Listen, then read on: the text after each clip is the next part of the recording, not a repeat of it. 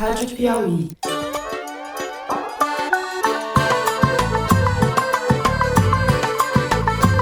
Olá, sejam muito bem-vindos ao Foro de Teresina, o podcast de política da revista Piauí. Vejo a mensagem do general Braga Neto. Infelizmente, tenho que dizer que a culpa pelo que está acontecendo e acontecerá é do general Freire Gomes. Eu, Fernando de Barros e Silva, da minha casa em São Paulo, tenho a alegria de conversar com os meus amigos Ana Clara Costa, sim, ela voltou, e Celso Rocha de Barros, no Estúdio Rastro, no Rio de Janeiro. Olá, bem-vinda, Ana. Oi, Fernando. Oi, pessoal. Tô de volta. Feliz de estar de volta aqui com vocês. Tô com vontade de continuar falando buongiorno pra você. Tá aqui com pão de queijo é diferente. É diferente. Cara, se Dona Michele tentar entrar pra política no cargo alto, ela vai ser destruída, cara. Porque eu acho que ela tem muita coisa suja. Não suja, né? Mas ela, né? A personalidade dela, eles vão usar tudo contra. Diga lá, Celso Casca de Bala. Fala aí, Fernando. Estamos aí, mais uma sexta-feira. Aliás, mais uma sexta-feira com minha voz muito ruim, porque eu peguei uma gripe tenebrosa essa semana. Voz ruim, mas neurônios a toda. É o que importa. Também não garanto, não. Também não garante, tá bom. חמאס מניח את נשקו, יורד מהשלטון, הנהגתו מוגלת מהרצועה, כלומר, מי שישאר ממנו. עזה מפורזת לחלוטין בנשק, ואנחנו מבצעים את תוכנית טראמפ. Vamos então, sem mais delongas, aos assuntos da semana. A gente abre o programa pelo cerco aos golpistas. O ex-comandante da Aeronáutica, Carlos de Almeida Batista Júnior, confirmou na última quarta-feira, em depoimento ao Supremo Tribunal Federal, que o almirante Almir Garnier, ex-comandante da Marinha, colocou a Força Naval à disposição de Jair Bolsonaro para a execução de um golpe de Estado. Isso foi em reunião realizada logo após a vitória de Lula, em novembro de 2022. Batista Júnior também afirmou que o general Freire Gomes, então comandante do Exército, ameaçou prender Bolsonaro caso fosse decretada uma GLO, a garantia da lei e da ordem, para evitar a posse de Lula. Se o senhor fizer isso, vou ter que te prender. Foi algo assim, disse Batista Júnior, reproduzindo a fala de Freire Gomes. Na segunda-feira, o general havia recuado parcialmente em seu depoimento ao mesmo STF em relação ao que havia relatado a Polícia Federal. O depoimento do ex-comandante da Aeronáutica recuperou detalhes da conspiração em curso no final de 2022 e não deixou dúvidas sobre o envolvimento de Jair na trama golpista. Além dos depoimentos, a semana no Supremo foi marcada pela admissão da denúncia contra o chamado Núcleo Militar do Golpe. A primeira turma da corte tornou réus 10 integrantes desse núcleo, responsável, segundo a denúncia da Procuradoria-Geral da República, pelas ações táticas do plano golpista. Pela primeira vez, desde que passou a julgar a admissão da denúncia, o Supremo rejeitou as acusações contra 2 dos 12 denunciados. O general Newton Diniz e o coronel da reserva Cleverson Ney Magalhães não se tornaram réus. No segundo bloco, nós vamos falar de Michele Bolsonaro. O ex-secretário de Comunicação Social do governo Bolsonaro, Fábio Weingarten, foi demitido nesta semana do cargo de assessor de imprensa do ex-presidente, pago pelo PL, depois que veio à tona uma conversa entre ele e Mauro Cid, ocorrida em 2023, na qual os dois diziam que preferiam votar em Lula a apoiar Michele numa eventual disputa presidencial. A demissão de Weingarten escancara, por um lado, as ressalvas do entorno bolsonarista em relação a Michele, mas também mostra que o presidente do partido, Valdemar Costa Neto, conta com ela como opção de poder para 2026. Uma propaganda recente do PL menciona o protagonismo feminino na política e usa imagens da ex-primeira-dama, que é cogitada como candidata, por exemplo, numa chapa puro sangue, tendo o senador Rogério Marinho como vice. Não se deve descartar uma chapa com o governador Tarcísio de Freitas na cabeça e Michele de vice, chapa que seria fortíssima, mas que depende, obviamente, do aval de Bolsonaro. E que talvez seja a única saída para que ele não passe muitos anos atrás das grades. No terceiro bloco, nosso assunto é o conflito na faixa de Gaza. O primeiro-ministro de Israel, Benjamin Netanyahu, anunciou a ampliação da ofensiva terrestre sobre o território invadido e apresentou nessa semana, pela primeira vez, o plano de Donald Trump para a faixa de Gaza como condição para encerrar o que ele chama de guerra, mas que é, na realidade, uma operação em curso de limpeza étnica. O plano de Trump, que é uma enormidade, prevê que cerca de 2 milhões de pessoas deixem Gaza e busquem refúgio permanente em países vizinhos, como a Jordânia e o Egito, a fim de transformar o território no que o presidente americano chamou de, abre aspas, Riviera do Oriente Médio. Israel bloqueou por semanas a ajuda humanitária em Gaza e vem submetendo a população civil palestina à fome, à falta de cuidados médicos, a um verdadeiro inferno sobre a terra. Na noite dessa quarta-feira, um casal de assessores da Embaixada de Israel em Washington foi assassinado a tiros em frente ao Museu Judaico. O assassino gritou "Palestina livre" ao ser preso pela polícia. É isso, vem com a gente.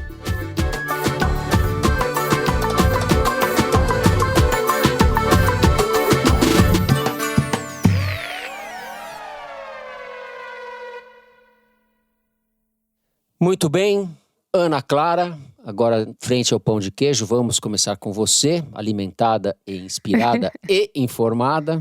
Eu sei que você quer começar falando do general Freire Gomes, seu velho amigo. Você não dá trégua para o general Freire Gomes, para as ambiguidades do general Freire Gomes. Ele recuou parcialmente em relação ao que havia dito a Polícia Federal sobre os mesmos eventos, as mesmas reuniões de conspiração golpista no final de 2022. Pois é, Fernando, não é que eu tô perseguindo o nobre general, é só porque a conduta dele significa muitas coisas do que a gente tá vendo acontecer hoje nesse contra-ataque à punição pelo golpe. Bom, ele claramente volta atrás, ele tenta contemporizar o que aconteceu, ele chama a minuta do golpe de estudo e que ele fala que o Bolsonaro apresentou esse documento para ele e para os outros chefes das forças por questão de consideração. Porque alguns trechos da minuta diziam respeito à GLO e Estado de Defesa, ou seja, por consideração, e não porque ele queria que eles embarcassem na história. Então ele fala assim, exatamente isso. Ele estava nos dando conhecimento de que ia começar esses estudos, mas que o texto ainda era muito superficial.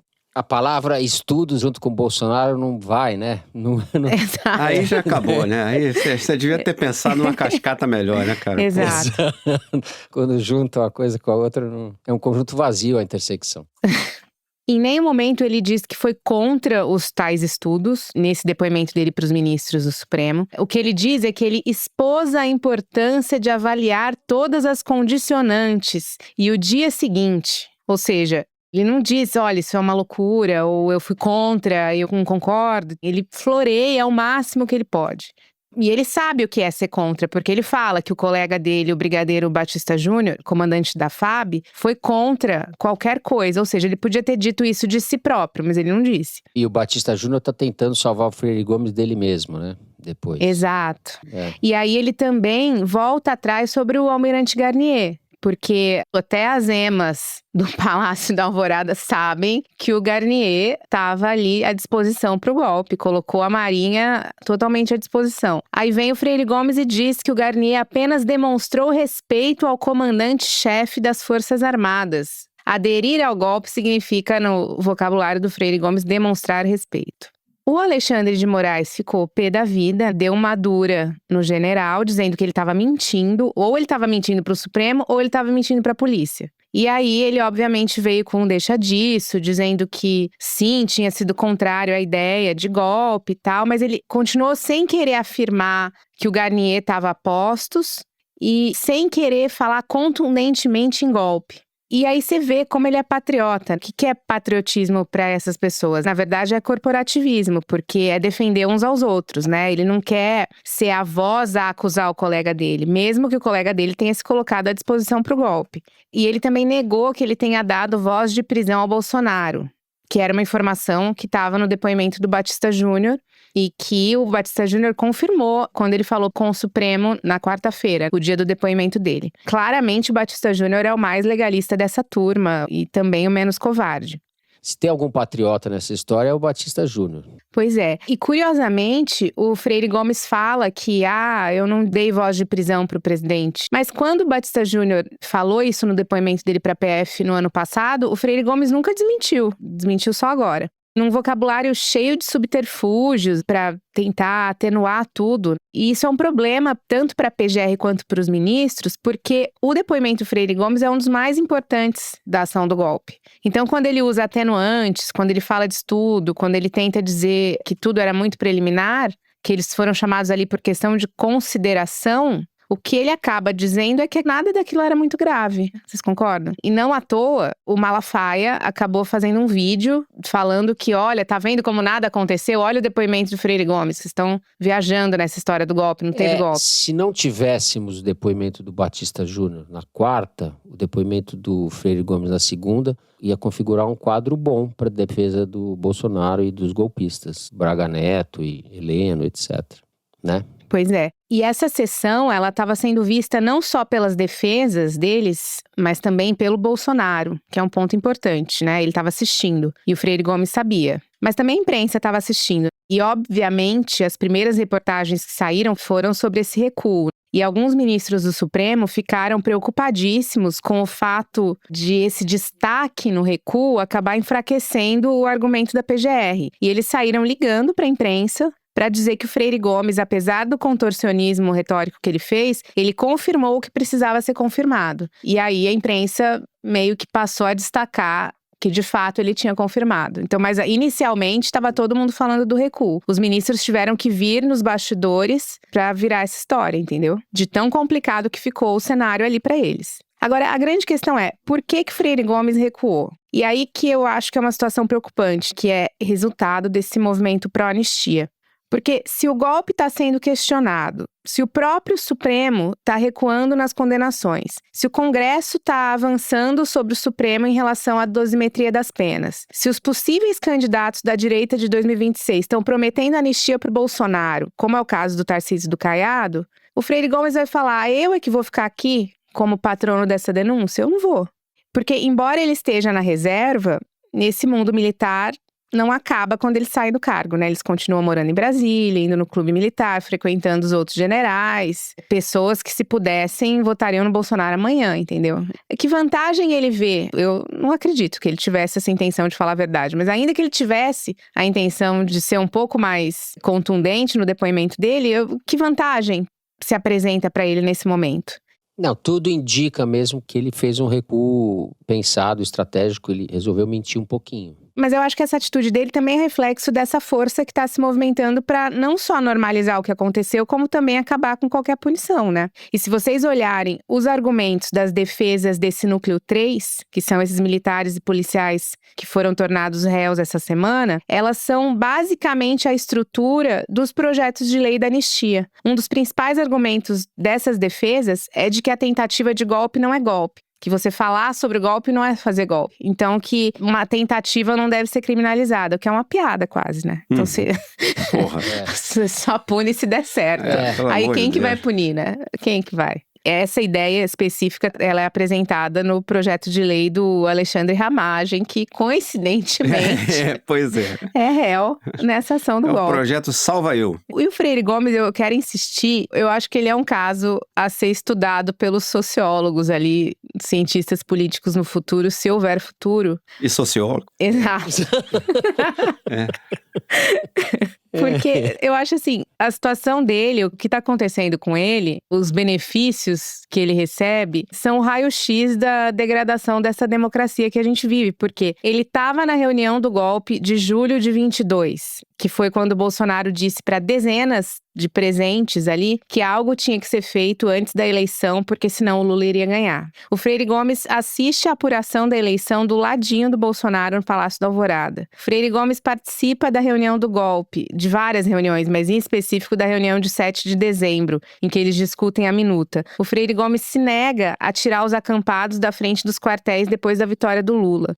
O Freire Gomes se nega a participar da transmissão de poder para o comandante escolhido pelo José Múcio, que é o atual ministro da Defesa do governo. Isso significa que o Bolsonaro teve que nomear o comandante do exército do Lula, para que a troca fosse feita ainda no governo Bolsonaro, porque o Freire Gomes não queria ter que bater continência para o Lula. O Freire Gomes não queria falar com o Múcio quando o Múcio foi anunciado como ministro da Defesa. O Múcio teve que ligar para o Bolsonaro para pedir para o Bolsonaro dizer para o Freire Gomes atendê-lo. O Freire Gomes esteve presente em diversas ocasiões em que o golpe foi tratado e não fez nada, não denunciou, não se indignou, não ameaçou. E no dia 30 de dezembro de 2022, quando o Bolsonaro foi para a Disney, o Freire Gomes mandou uma mensagem para o Mauro Cid, que foi revelada pelo UOL essa semana, dizendo que, apesar de estar com o coração triste, sua consciência dizia que o presidente fez o correto. Ou seja, ele estava com o coração triste porque não teve golpe, mas ele achava que era a melhor coisa a ser feita. Era isso que ele dizia. Hoje, o que ele fez no plenário do Supremo foi na condição de testemunha. O Freire Gomes, ele não é investigado, ele não é denunciado e também não é réu. E aí ele tá na mesma situação que o Batista Júnior, que é o cara que se colocou contra isso, que deu os depoimentos dizendo que aconteceu de fato, tanto para a polícia quanto para o Supremo, e foi taxativo quanto a isso. E ele tá no mesmo pacote que o Freire Gomes, que fez tudo isso que eu falei. O cara que contribuiu, o cara que foi legalista, tá sendo considerado da mesma forma que o cara que fez tudo errado. Essa é a situação que a gente tá hoje. Qual que é a vantagem, além da sua própria consciência, para esses caras que vivem nesse entorno golpista, por essência, qual é a vantagem hoje de você fazer o certo? Muito bem. Eu não sei se eu estou em boa companhia estando ao lado de Poliana, esse personagem que eu não gosto, mas eu acho que o depoimento do Batista Júnior dificultou muito as coisas para os golpistas. O que você acha, Celso? Eu concordo, Fernando. Bom, em primeiro lugar, o Freire Gomes claramente se acovardou, fez um papelão, assim, um vexame histórico, não honrou as calças da farda e foi lá fazer esse papel ridículo no STF. Agora, eu tendo a achar que o pessoal do Supremo tem razão e que o dano não é tão grande assim, porque ele tinha que se equilibrar entre puxar o saco do golpe e não cometer perjúrio, né? Porque ele já tinha dado um depoimento à polícia e é o que o Alexandre Moraes falou, não, você tem que me dizer se você estava mentindo antes ou se está mentindo agora. Então ele também não dava para fazer, tinha um limite pro salto triplo carpado que ele ia tentar fazer ali. Então o que ele foi tentando fazer foi mudar a ênfase, o enquadramento das coisas que ele disse, né? Então, por exemplo, ele não negou que o Bolsonaro apresentou a minuta do golpe para ele só veio com esse papo furado que era um estudo, essas coisas, não sei o que lá. Mas o fato tá lá que ele apresentou a minuta. Do Garnier, eu acho particularmente bizarro, porque quando o Alexandre Moraes insiste com ele, né, ele diz que embora o Garnier tenha dito que estava com o Bolsonaro, que o Bolsonaro podia contar com ele e tal, o Freire Gomes não sabe interpretar exatamente se isso queria dizer que o Garnier estava apoiando o golpe, né? Sabe interpretar, sim, então, senhor. Ou seja, o que ele está dizendo é que ele não sabe dizer se a resposta sim para a pergunta, você quer dar um golpe? Quer dizer que o sujeito apoia o golpe, né? Cara, se isso fosse verdade, tinha que fechar a AMAN, tinha que fechar a Escola Superior de Guerra, porque não é possível que um sujeito que não tem sinapses cerebrais elementares tenha conseguido chegar ao posto de general. Certo? Dá vontade de convocar Eremildo, o idiota de Hélio Gaspari, né? Pô, meu amigo, pelo amor de Deus, assim, também não precisa ofender a nossa inteligência, né, Freire Gomes? Dá a sua amarelada aí, mas sem ofender a gente. Realmente foi um papelão. Mas ele não tinha como também negar tudo, porque senão ele teria que dizer que mentiu no depoimento anterior. Então eu concordo um pouco com o pessoal do Supremo que o dano em si não é tão grande. Ele não negou que o Bolsonaro chamou os caras para apresentar a minuta do golpe, não negou que o Garnier disse que estava com o Bolsonaro. Ele só tentou botar tudo isso dentro de uma historinha que, pelo amor de Deus, né, Freire Gomes? Caraca! Enfim, realmente o Freire Gomes deu um vexame, mas eu não acho que o dano seja tão grande quanto pareceu inicialmente. É claro que o Malafaia vai fazer vídeo, os caras do Bolsonaro vão explorar isso, enfim. É isso que o Freire Gomes entregou para eles, né? A possibilidade de dar uma margem para você ir para a rede social, falar, etc. Para pressionar essas autoridades americanas com esse tipo de desinformação. Bom lembrar, essa semana o Marco Rubio disse que tem uma possibilidade concreta de ter sanções contra o Alexandre de Moraes. A campanha da extrema-direita contra a democracia brasileira nos Estados Unidos está indo de vento em popa. Boa parte que os caras estão fazendo agora nem visa tanto a absolvição, mas municiar essa campanha de desinformação nos Estados Unidos. O Batista, por outro lado, fez bonito, né, cara? Honrou as calças da farda. Foi lá e contou a história que ele tinha contado inicialmente, que o Bolsonaro foi lá, propôs golpe. O Freire Gomes, no dia que o Bolsonaro propôs o golpe, honrou as calças da farda e disse que não topava e que se ele tentasse, ele ia ter que dar ordem de prisão para o Bolsonaro. E o Garnier desertou, capitulou completamente, traiu a democracia, traiu a pátria, enfim, tem que passar o resto dos seus dias na cadeia. O Batista Júnior ainda apontou o Braga Neto como o responsável pelo constrangimento. Sim, e aí tem uma coisa que eu acho especialmente patético no caso do Freire Gomes. O Freire Gomes diz que teve a campanha de ataques contra ele, coordenado pelo Braga Neto, que ele já tinha dito no depoimento anterior, né, contra ele, contra a família dele. Lembre-se, tem o print do Braga Neto falando, dando a ordem no WhatsApp para os golpistas. Tem que tornar a vida do Freire Gomes um inferno sobre a terra.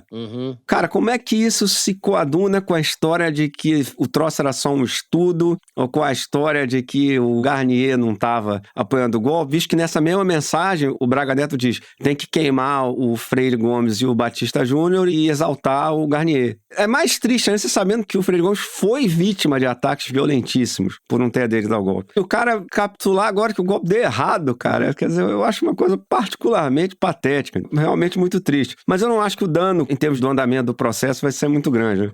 Agora, eu queria só chamar a atenção para mais umas coisas que tiveram desse grupo 3. Isso é um pessoal barra pesadíssima. São os militares policiais que planejaram matar o Lula ou conspiraram dentro das Forças Armadas pelo golpe, né? O policial federal Vladimir Soares, por exemplo, passava para os golpistas informações sobre a segurança pessoal do Lula, com o Lula já eleito. Tem áudio dele dizendo que o Lula não tomaria posse, que ele estava pronto para prender o Alexandre de Moraes e que eles iam matar meio mundo de gente. O que é verdade. Eu já disse aqui várias vezes, se esse golpe tivesse dado certo, ele teria que ter sido muito mais violento que o de 64, justamente porque eles tinham muito menos apoio. Eles teriam que ter partido para uma matança generalizada se esse negócio tivesse dado certo, porque não teria o apoio de mídia que teve em 64, não teria o apoio do Congresso que teve em 64, não teria o apoio dos Estados Unidos que teve em 64. Então isso teria que ser resolvido na base de matar gente mesmo. E eles sabiam disso, estavam prontos para isso. E o caso desse Vladimir Soares mostra 3 coisas importantes. Primeiro, que a tentativa de golpe era um projeto muito violento e teve à sua disposição militares e policiais altamente treinados e dispostos a matar quem se opusesse ao golpe. Em segundo lugar, desse núcleo 3 prova o quão profunda é a penetração do terrorismo de extrema-direita no Exército e na polícia brasileira. Os caras conseguiram infiltrar um cara deles na segurança do Lula. O cara que ia cuidar do presidente, da vítima potencial do assassinato que eles planejavam, o cara era deles, né? Evidentemente tem uma capilaridade do aparato militar e policial brasileiro gigantesca. E terceiro, que o caso desse cara, do Vladimir Soares, que estava envolvido na segurança do Lula, mostra que os golpistas do 8 de janeiro contavam com a mesma rede de apoios dentro das Forças Armadas que conspirou em novembro e dezembro de 2022. Eram os mesmos milicos. E era para esses caras que a Débora do Batão e os sorveteiros foram lá mandar mensagem quando quebravam tudo na Praça dos Três Poderes. Eles estavam lá quebrando, dizendo, pessoal do Exército que apoia o golpe, tomem o poder e mate nossos opositores políticos. É isso que a Débora estava fazendo na Praça dos Três Poderes, pedindo para que o Exército matasse os opositores políticos dela. Ela não estava lá para fazer pichação de batom. Esse núcleo 3 eu acho importante para você ver como esse fato de haver uma infiltração fortíssima do golpe dentro das Forças Armadas e na polícia mostra como esse golpe foi muito sério, foi muito longe, podia ter dado certo. Um esforço golpista muito mais bem organizado, por exemplo, que o do Trump no 6 de janeiro de 2021, que era mais um negócio de botar uma muvuca lá para tentar forçar o governo a roubar a eleição. Mas não tinha apoio de polícia, não tinha apoio de exército nem nada. Novamente, esse núcleo não tem gente tão famosa como o núcleo 1 do Bolsonaro, Braga Neto, etc. Mas é nesses outros núcleos que você vai vendo o quão grande era o crime que o Bolsonaro e o Braga Neto queriam cometer. Perfeito. A gente não deu crédito para Ana Clara, ela é muito tímida, não lembrou. A matéria dela, meados de 2023, junho ou julho, Ana? Junho, a teia do golpe. Isso. Junho de 2023 foi a primeira a falar que o Garnier estava até o pescoço enfiado no golpe. E que os outros 2 comandantes não estavam. O Freire Gomes, mais ou menos, como sabemos. E a Ana Clara mesmo vem dizendo. Então vocês vão lá ler, ouvintes, que vale a pena. A gente vai então encerrando o primeiro bloco do programa por aqui. Vamos fazer um rápido intervalo. Na volta vamos falar de Michele Bolsonaro. Já voltamos.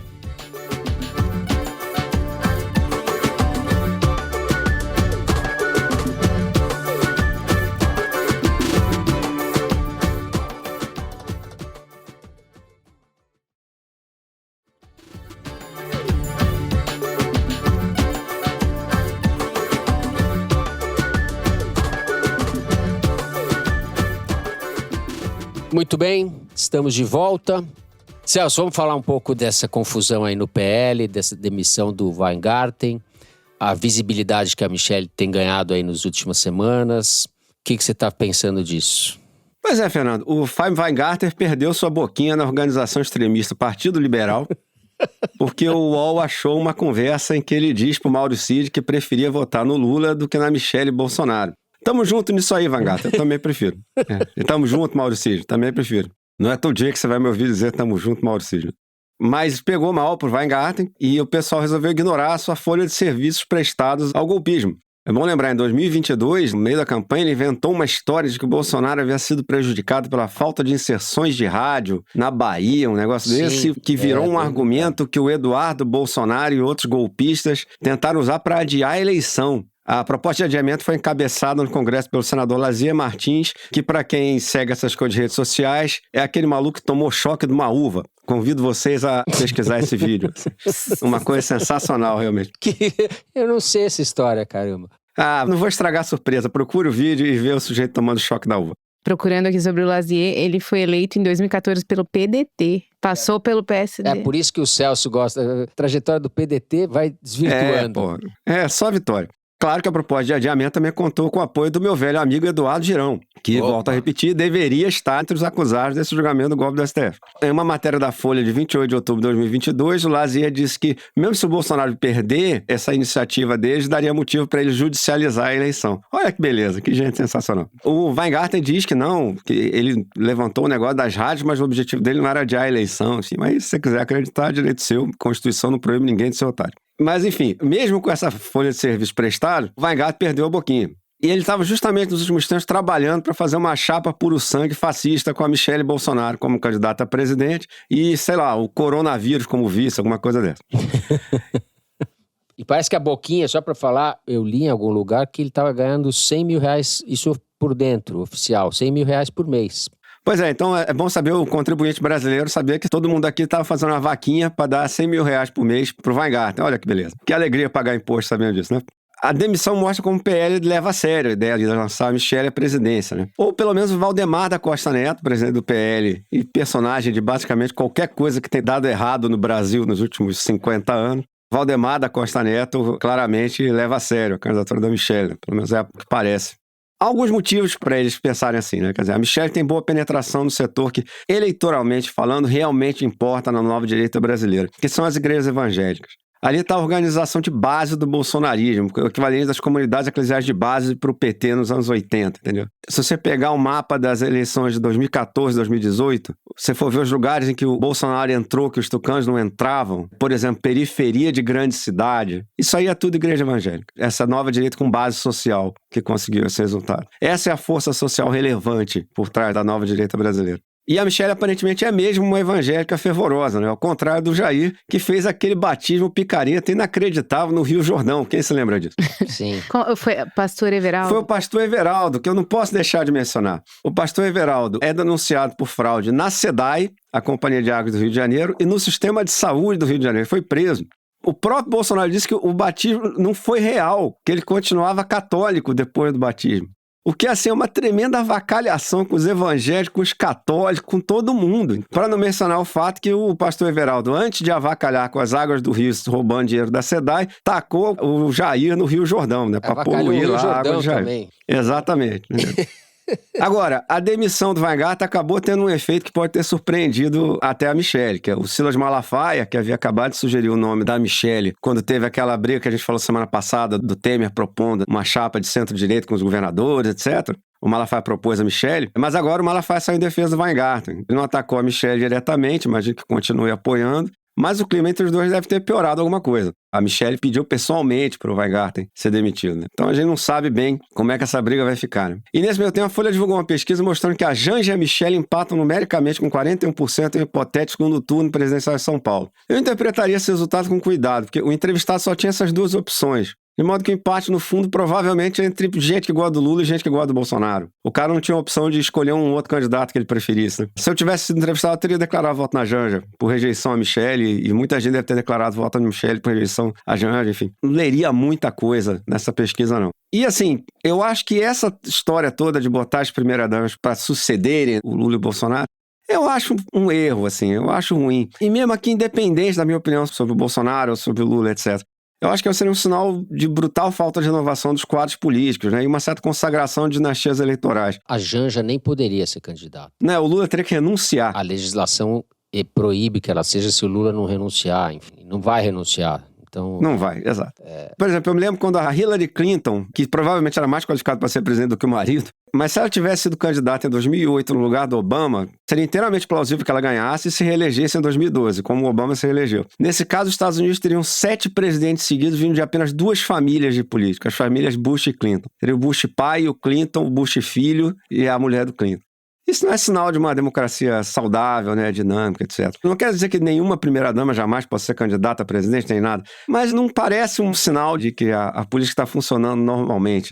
E não é questão de misoginia, porque poderia ter uma eleição com, sei lá, a prefeita petista de Juiz de Fora, Margarida Salomão, e a Damares Alves, por exemplo. Você pode gostar ou não gostar de qualquer uma das duas, mas cada uma fez sua própria carreira política, né? Fez sua própria trajetória. Eu acho um rebaixamento do debate, essa coisa de ficar botando as primeiras damas aí como alternativas. Perfeito. Ana Clara, qual é o papel de Michele Bolsonaro nessa trama?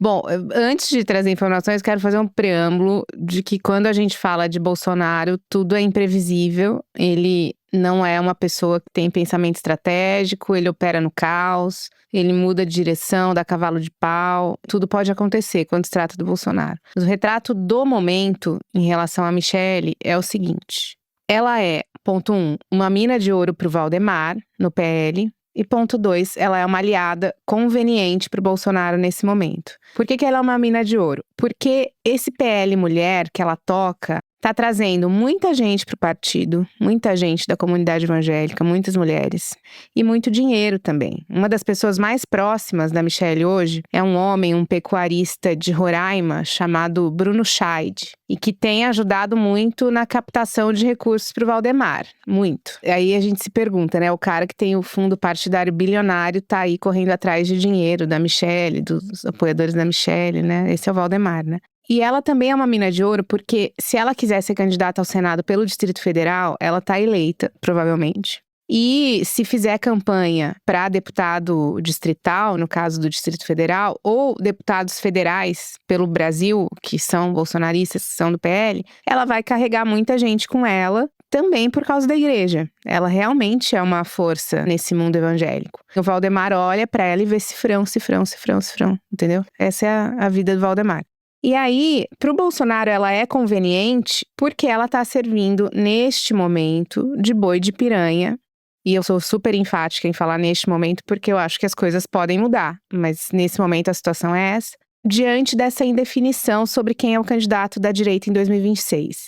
Está ficando cada vez mais claro para o Bolsonaro que mesmo que esses senhores fiquem rastejando aos seus pés e prometendo anistia, como é o caso do Tarcísio e do Caiado, ele acredita muito pouco na lealdade dessas figuras. Ele quer um candidato puro sangue e de preferência do sangue dele. E esse candidato, neste momento, de novo, esse candidato é o Eduardo, que foi para os Estados Unidos justamente para se poupar dos ataques que possa haver nessas primárias da direita que a gente está falando aqui dessa novela há meses. E aí ele volta em 2026 nos braços do Mickey e tudo mais, entendeu? Faz aquele retorno triunfal no navio da Disney. Enfim, esse é o plano. O papel da Michele, nesse caso, é ficar, de certa forma, como preposto do Bolsonaro e do Eduardo e receber os ataques da própria direita, poupando, né, o real nome. E não é que ela esteja fazendo isso, aceitando esse papel, porque ela é super abnegada e tal. Aliás, ela tem uma relação péssima com todos os filhos dele. Mas ela gosta também desse papel porque, bem ou mal, ela tem poder. Ela tem poder dentro do PL, ela frequenta a sede, ela dá expediente, ela tem equipe, ela acha que ela tá fazendo política. E ninguém sabe o dia de amanhã. O plano A pode não ser ela, mas quem sabe? O plano B não vira plano A. E vai que ela decola, né? Exato. E o Eduardo também tem medo disso, né? E essa demissão do Fábio Weingarten essa semana, há 90 dias já, o Weingarten estava proibido de pisar na sede do PL por ordem da Michele. Quando ele ia para Brasília para despachar lá ou fazer qualquer coisa com o Bolsonaro, ele não podia ir na sede do PL porque ela proibia. Então, assim, essa demissão é cereja no bolo de já uma deterioração de relação que acontece há anos. Ele e ela não são do mesmo grupo. Ele é mais do grupo dos filhos do Bolsonaro, que, por sua vez, são inimigos, de certa forma, internos da Michele. E ele concorda que ela seja um nome, o Weingarten, né? Mas como um nome para receber os ataques, não um nome para, de fato, ser o candidato. Então ele defende o nome do Eduardo. E essa questão do Weingarten, ela é interessante porque ela mostra o Bolsonaro. O Weingarten, você pode dizer que ele tem todos os defeitos, mas ele é leal ao Bolsonaro. Ele apresentou o Bolsonaro para a elite paulistana quando o Bolsonaro era um capitão ali da reserva maluco. E ele introduz o Bolsonaro num circuito, assim, que virou bolsonarista, que o Bolsonaro não transitava. Ele trabalhou com o Bolsonaro, foi chutado várias vezes e mesmo assim ele voltava, foi buscar a joia em Miami, fez tudo pro Bolsonaro. E agora ele foi demitido pela Michelle e o Bolsonaro nem sequer ligou para ele para dar qualquer tipo de explicação ou falar, olha, espera a poeira baixar e depois a gente vê e tal. O Bolsonaro não fez nada disso. Agora que ele foi demitido, tenho vontade de pôr aquele vídeo do Paulo Gustavo com o outro. Tadinha. Tadinha. Esse vídeo é muito bom. Tá ótimo, vamos voltar. Bom, falando um pouco desses outros candidatos, né, potenciais candidatos, o Bolsonaro, segundo as fontes com quem conversei, tá bem confiante neste momento que o Tarcísio não vai ter coragem de sair candidato em 2026 contra o Eduardo. O Bolsonaro conhece o Tarcísio, sabe que ele, enfim, não é um cavaleiro valente, nas palavras dessas fontes. E o plano do Bolsonaro, para tentar conquistar esse mercado que ama o Tarcísio, é que o Eduardo volte nos braços do Mickey com um nome para ministro da Fazenda e que seja um nome que calhe a boca da Faria Lima, para a Faria Lima desistir do Tarcísio, que poderia ser um nome tipo Campos Neto, assim. Pô, mas essa é a ideia desde um cara que você vai, o quê? Vai ganhar Nobel de Economia agora? Cara, mas a Faria Lima quer Nobel de Economia, Celso? Foda. Não quer, eles querem o coletinho. Peraí que eu perdi. Eu fiquei imaginando. Caraca, vai voltar com um nome assim, eu pensei que ela ia falar, sei lá, né, cara? Ou Krugman. É, cara, assim, Campos, né, cara? Bom, o fato é que, gente, se tudo isso acontecer mesmo, se o que é plano hoje, em maio de 2025, estiver valendo ainda no ano que vem, o Lula deve estar nesse momento estourando uma garrafa de champanhe, porque se o adversário for esse, embora o cenário não esteja muito otimista para o Lula, mas assim, o Eduardo Bolsonaro não configura concorrência. Quem conhece sabe. No Brasil a gente nunca sabe, mas... Não, mas tem uma questão que é a seguinte. Primeiro, o Eduardo não tem nada na cabeça, não tem habilidade política, não tem carisma, não tem nenhum dom de oratória, nada assim. Não tem uma conexão com as pessoas, que era uma coisa que o Bolsonaro tem, né? E o Bolsonaro poderia ser esse patrono que vai acompanhar o Eduardo ali, como o Lula fez com a Dilma, né? Mas a expectativa do próprio Bolsonaro e das pessoas que estão no entorno dele hoje é que ele seja preso, de fato. E a maioria das pessoas acredita que seja ainda esse ano. Tô falando de gente do entorno dele. Se isso é possível ou não, o Supremo sabe. Mas no entorno dele, eles estão esperando a prisão para 2025. Isso significa que tempo que o Bolsonaro teria de sair pelo Brasil com o filho, tentando torná-lo um candidato de fato competitivo. Se essas previsões estão corretas, ficaria difícil para ele. Muito boa essa apuração toda, e você introduziu o nome do Eduardo no tabuleiro. Eu ainda penso que o Tarcísio é o nome mais forte e, primeiro, ele quer ser candidato a presidente. Não vai confrontar o Bolsonaro, mas o Bolsonaro vai ser pressionado a fazer um arranjo com o Tarcísio, tendo a achar isso. Vamos ver, enfim, é tudo muito imprevisível, tem muitas variáveis. Não, isso tá no jogo, isso tá mas... no jogo. Você trouxe um complicador e a personalidade do Bolsonaro e a percepção do Tarcísio de que sem o apoio do Bolsonaro ou do eleitorado bolsonarista, as chances dele se reduzem muito. A vantagem do Tarcísio é ser um anfíbio, é ser bolsonarista e ser centrão ao mesmo tempo. É ser bolsonarista e não ser, como disse o Celso numa coluna maravilhosa, brilhante, que ele publicou semana passada na Folha de São Paulo. A direita está entre o reborn do Temer e o reborn do Jair, não é isso? O Tarcísio, de certa forma, é os dois. Puta em relação feia, ao Tarcísio... nossa, eu tive que imaginar agora, desculpa. Eu acho que o que precisa ficar claro em relação a isso é que o Tarcísio também não é o plano A do Bolsonaro, e nem o B. Se essa aliança se consolidar em 2026, seja da Michelle com o Tarcísio, seja do Eduardo com o Tarcísio, vai ser uma guerra. porque eles se odeiam.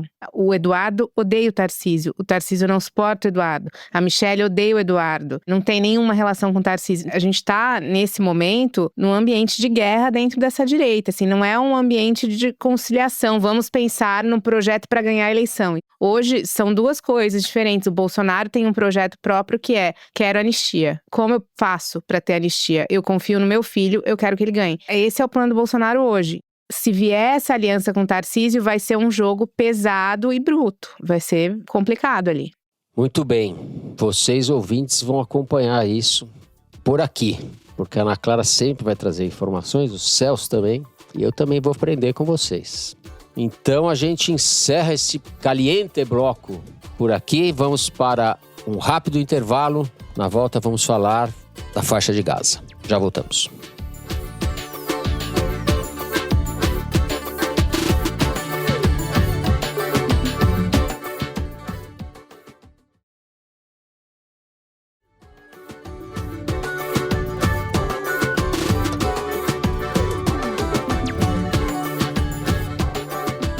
Muito bem.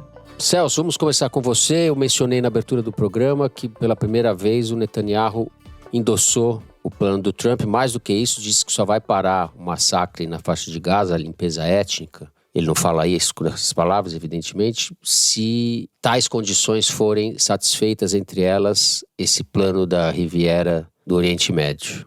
E aí?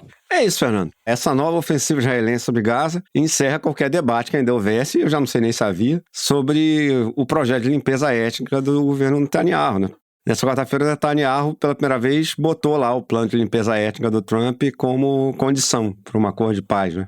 Incorporou o plano do Trump como projeto israelense. Ele disse que o plano é muito revolucionário e muito correto. Olha que beleza. Para quem não lembra, e antes que alguém ache que é exagero falar de limpeza étnica, o plano do Trump quer dizer mandar embora quase toda a população da faixa de Gaza. As estimativas variam, eu já vi 1,5 milhão, 2 milhões, mas a população da faixa de Gaza é 2,3 milhões, mais ou menos. E basicamente querem tirar todo mundo que mora lá, expulsar para outros países. E aí o Trump diz que isso pode ser temporário ou não. Pode ser temporário, pode ser longo prazo. O Netanyahu não quer expulsar do território, quer expulsar da vida na terra, né? Também, exato. Se você procurar na internet limpeza étnica, a definição é isso aí, cara. Um negócio pesadíssimo. É indiscutivelmente crime contra a humanidade. Crime de guerra já ficou para trás, né, há muito tempo, né? Assim, agora eles passaram para a parte realmente séria das acusações do Tribunal de Haia, né? Se isso acontecer, é uma catástrofe sem precedentes. A gente não sabe se vai acontecer, vai ter oposição. Os países árabes não querem receber, os palestinos, naturalmente. Não só porque não querem receber um grande contingente de pessoas que você não sabe o que vai fazer com elas, mas porque eles, obviamente, não querem ser cúmplices do que o Netanyahu está fazendo, né? O que garante atualmente que um governo árabe vai cair é você ser visto como amigo do Netanyahu. E aí eu não sei se vocês já viram o papo que o Trump está pressionando o Netanyahu para acabar a guerra logo, e talvez esteja mesmo, mas é bom lembrar que o que ele quer dizer não é pacificar a região, deixar os palestinos viverem em paz. É acabar os conflitos para poder expulsar todo mundo de uma vez e ele ir lá fazer especulação imobiliária com terra roubada de gente que aceitou ir embora porque eles foram proibidos de adquirir comida. A política israelense de matar os palestinos de fome, que foi esse negócio de recusar a entrada de ajuda humanitária em Gaza, se insere nesse projeto, né, de tornar a vida deles tão insuportável que eles aceitem para qualquer lugar. Você vai fazer uma situação de desumanização tal que o cara já não esteja nem mais preocupado se isso é meu país, se não é meu país, eu só não quero que meu filho morra de fome, enfim. E se você tiver coragem de ouvir o episódio do podcast O Assunto, que a Natuza Neri entrevistou a palestina Asma Abu El-Jihan, eu não sei se pronunciei o nome dela certo, eu recomendo, mas recomendo que você tome coragem antes, viu? Porque a Asma viveu no Brasil muitos anos, fala português perfeito e reza todo dia para conseguir vir pro Brasil. A outra coisa que ela reza é para que se isso não der certo, ela e os filhos morram logo, porque a vida tá insuportável. Então esse é o objetivo da política do Trump e do Netanyahu em Gaza. É fazer com que a vida das pessoas que estão absolutamente sustentável, a Asma na entrevista para a Natuza fala claramente que essa guerra é completamente diferente das outras. Nas outras guerras, assim, obviamente, quando os caras bombardeavam lá o prédio do Hamas, morria gente também que não tinha nada a ver com isso, mas não era um negócio sem qualquer critério, não era um negócio que era impossível, nenhuma criança conseguia escola, que não era possível comprar comida, enfim, e agora é. Agora Gaza virou um inferno cercado pelo exército israelense. É uma tragédia humanitária inacreditável, né? E é uma tragédia humanitária planejada, feita em laboratório, para conseguir executar esse plano de limpeza étnica.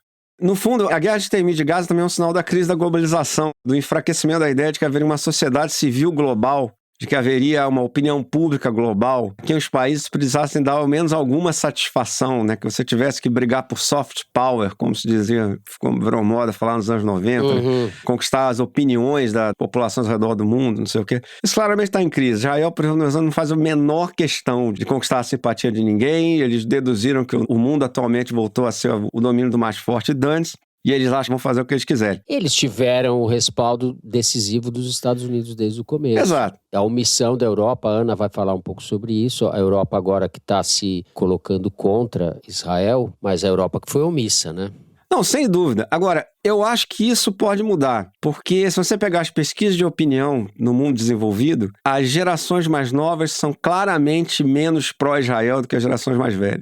Então, conforme o tempo for passando, vai ficar mais conveniente para os políticos desses países ganharem votos sendo contra a política israelense para os palestinos. Eu acho que esse começo de coisas que eles andaram anunciando aí não é nada, né, que a Ana vai falar, mas que já eu acho que é uma sinalização de que está passando a ser do interesse da classe política desses países pressionar Israel, porque a opinião pública sobre Israel nesses países piora muito conforme você vai da geração mais velha para a geração mais nova. Isso não é por acaso. O cara da geração mais velha entendia o conflito no Oriente Médio como um conflito entre Israel e países árabes. Então, se você pegar as guerras anteriores de Israel, era a guerra contra o Egito, era a guerra contra países que tinham um exército. O nível de assimetria de poder entre as partes era completamente diferente. E se Israel perdesse para o Egito, havia risco mesmo de Israel deixar de existir, por exemplo. Você observa um conflito desse, você tende a ser mais equilibrado entre as duas partes, etc. Agora, se você é mais jovem, cara, o que você tem visto nos últimos 50 anos é um país rico sacaneando a vida de um povo muito pobre, muito sacaneado pela história, que mora nessa região há séculos e que só está querendo viver em paz e ter o direito de ter o país deles. Para o jovem, a questão do Oriente Médio não é Israel contra os países árabes. É Israel, um país poderoso e rico, contra uma população completamente excluída e miserável e mantida assim pelos israelenses. A gente tem que fazer a ressalva aqui, uma população que não se confunde com o Hamas e nem com o ataque terrorista. De jeito nenhum, inclusive... A gente não está, só para deixar claro o Cara, óbvio, e tá tendo protesto contra o Hamas na faixa de Gaza esses dias. E eu só quero, antes de mais nada, dizer que meu time é esse cara aí que foi protestar contra o Hamas na faixa de Gaza e mais 10. Porque a coragem desse cara deve ser um negócio impressionante pra caramba. Israel vai perder essa briga na opinião pública conforme essa geração mais nova for se tornando mais politicamente relevante. E será que eles sabem, tão conscientes disso, tão conscientes que isso pode ter impacto na sua rede de alianças diplomáticas no futuro? Não me parece que eles tenham essa visão, não. Perfeito. Ana, vamos falar sobre as coisas que você apurou. Acho que você tem apuração sobre as sanções que estão sendo impostas, não sei nem se esse é o verbo, a Israel, por alguns países europeus. Eu queria falar um pouco dessa posição da Europa hoje. Final de maio de 2025. Só agora, só essa semana, o Reino Unido anunciou uma coisa uau, que é suspender negociações sobre um acordo de livre comércio com Israel. E, além disso, ele aplicou sanções sobre 3 indivíduos e 4 entidades israelenses que fazem comércio com o Reino Unido.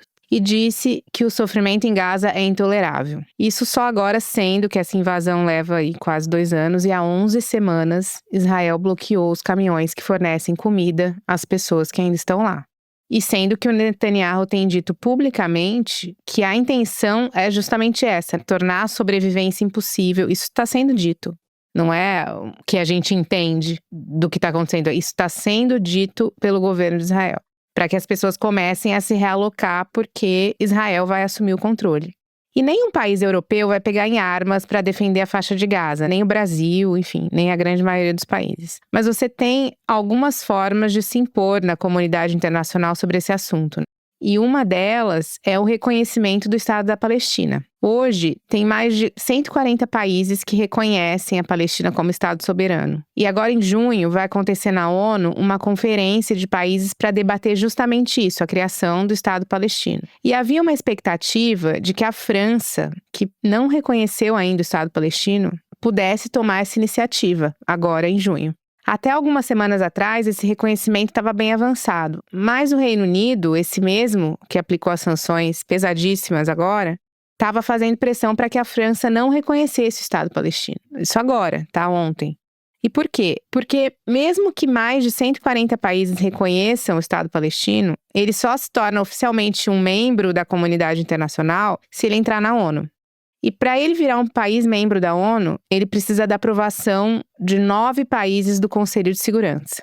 A França e o Reino Unido fazem parte do Conselho de Segurança, assim como os Estados Unidos. E são 3 países que não reconhecem. Mas mesmo que a França reconheça, mesmo que o Reino Unido reconheça, quem sabe, e eles consigam os 9 votos no Conselho de Segurança, a depender da configuração do Conselho, porque você tem os membros permanentes e os membros não permanentes, os Estados Unidos podem vetar, tem o poder de veto. Então, assim, nunca. De qualquer forma, a gente está indo no sentido oposto disso. Totalmente. Para existir um Estado, não conheço Estado sem território. Certo? Um Estado tem que se materializar em um território. E a população palestina está sendo expulsa ou morta, dizimada no seu território, né? Está sendo dispersada.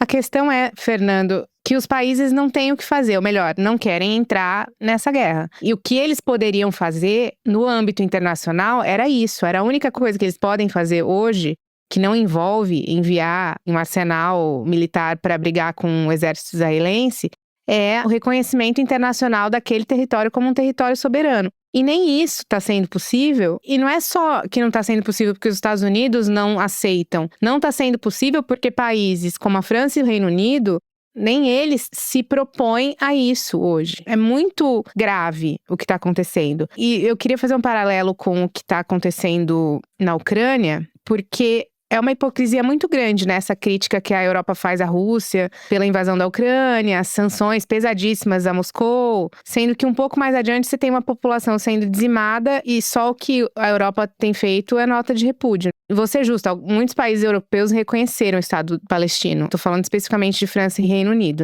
E é claro que a gente não pode ser ingênuo. Os interesses econômicos e a arquitetura geopolítica da Europa são diretamente afetados pela guerra na Ucrânia. Mas, geralmente, eles condenam a guerra na Ucrânia pelos aspectos humanitários. Você fazer o que eles estão fazendo ali. E como que você aceita que se faça o que está sendo feito na faixa de Gaza e é tão contundente nas críticas à questão humanitária na Ucrânia? É difícil entender isso. Difícil explicar a hipocrisia nesse caso. E falando um pouco do Brasil, o Itamaraty fez uma operação essa semana para retirar 12 pessoas entre brasileiros e familiares de brasileiros que são palestinos, que ainda estavam na faixa de Gaza. Foi uma operação difícil por causa do exército israelense, que por mais que você tenha um acordo ali diplomático, o exército israelense dificulta. Eu queria fazer uma menção à entrevistada da Natuza, Celso, que você mencionou, a Asma. Havia uma tentativa do Itamaraty de retirá-la nesse grupo de 12, mas eles não conseguiram, porque tem uma questão de nacionalidade ali. Ela nasceu nos Emirados Árabes, embora ela tenha morado no Brasil por muito tempo, ela não teve a nacionalidade brasileira, ela tem a nacionalidade dos Emirados Árabes e depois ficou na Palestina, viajou para a faixa de Gaza. Mas é o Brasil que está reclamando disso ou é Israel que não está deixando sair por causa disso? É essa briga, entendeu? Ela não tem a nacionalidade e criou uma confusão ali de documentação que Israel dificulta, o Brasil não consegue e ela não conseguiu sair nesse voo que trouxe e que as pessoas já estão no Brasil. Mas aproveitando essa questão com Israel, hoje as relações do Brasil com Israel estão na mínima histórica, né? A gente não tem mais embaixador ali. Toda essa negociação para retirar essas pessoas dali passa pela embaixada na Jordânia. Em Israel hoje só tem um encarregado de negócios, o diálogo é perto de zero, o Lula continua sendo persona não grata. Mas eu acho que vale a gente dizer que no fim o tempo mostrou que o que o Lula fez desde o princípio estava correto, nesse caso. E hoje, tudo que ele disse naquela época sobre Israel está sendo verbalizado pela maioria dos líderes do mundo. E nesse caso, embora eles não usem a palavra genocídio, que foi a palavra que o Lula usou, o que eles querem dizer é isso, é limpeza étnica. Agora, a quem interessa defender os palestinos, né? Das forças que podem, de fato, interferir? A ninguém. É um povo que está largado. A própria sorte. Existe uma mobilização difusa da opinião pública. Tomara que esses movimentos de protesto dos jovens, sobretudo, prosperem e se transformem em alguma coisa mais concreta. Celso, como você disse, essa perspectiva, foi interessante isso que você falou, eu não tinha pensado nisso. Mas a gente não vê ninguém defendendo de fato, né? A gente está mais perto dessa Riviera tenebrosa, que é uma coisa orwelliana, né, do Trump, do que de um Estado palestino. E no caso da Ucrânia, é diferente, né? O interesse dos países europeus é geopolítico, enfim. O Putin tem um projeto expansionista, a Europa não confia no Trump com toda a razão, ela está se armando e ali é um interesse estratégico da Europa, né? Bom, a gente termina o terceiro bloco do programa por aqui. Vamos fazer um rápido intervalo, diretora? Na volta, Kinder Ovo. Já voltamos.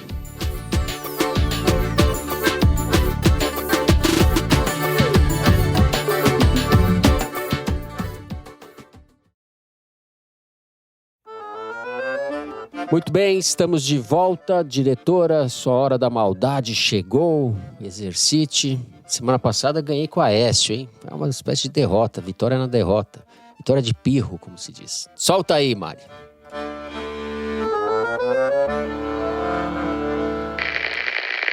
Sabemos, infelizmente, que a burocracia federal e a rigidez orçamentária, muitas vezes, dificultam esses ajustes finos, que é crucial para o êxito das políticas públicas.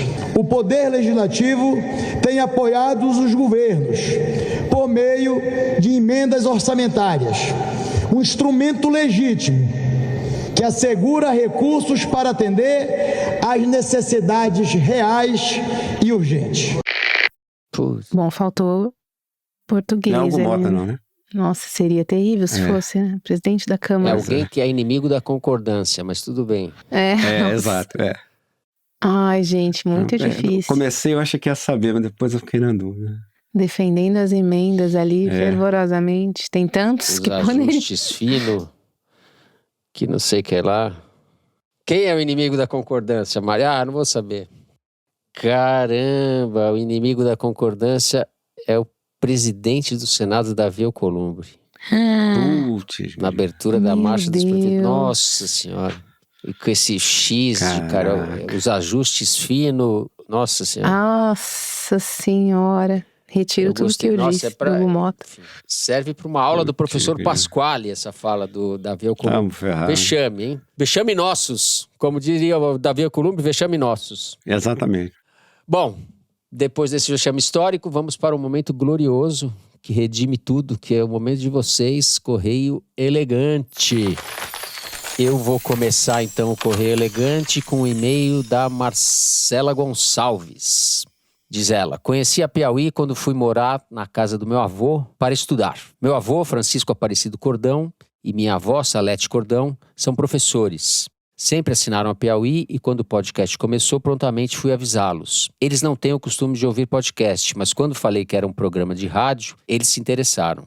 Agora compartilhamos os assuntos no café da manhã das segundas-feiras. Queria então mandar um abraço para eles por terem me apresentado ao mundo Piauí, lugar onde aprendo tanto. Abraços. Marcela, muito obrigado. Um abraço grande para o Francisco e para a Salete. Valeu, Francisco. Valeu, beijo. Salete. Beijo para a família.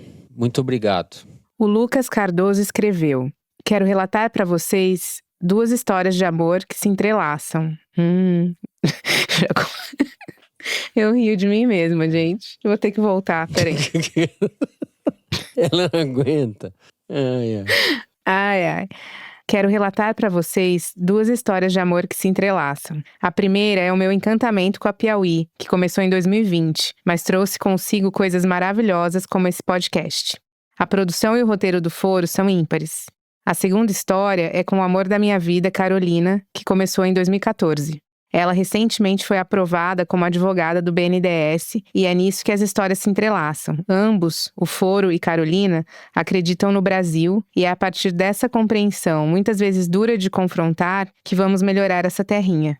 E a vitória mais recente e mais importante de Carolina foi ter se tornado também ouvinte do Foro. Por isso, peço por gentileza que mandem um abraço para ela.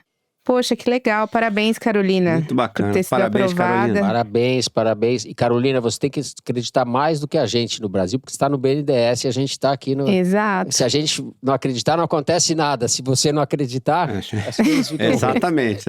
Depende de você se isso aqui vai dar certo. Exato. Dá um jeito nisso aí, Carolina. No Instagram, a @tartuce.ag postou: sou professora de redação do 3º ano do ensino médio de uma escola estadual em Minas Gerais e ouvir vocês enriquece demais as aulas para os meus alunos. Eles não sabem, mas devem muito a vocês. Pô, que legal. Às vezes, quando estou ouvindo o podcast, penso, poxa, queria morar na cabeça deles. Mas depois me lembro Não que deve faz ser isso, caótico filha. e muito barulhento ali dentro. Mais até que uma escola. Corretíssima você. Corretíssima, você tem toda a razão.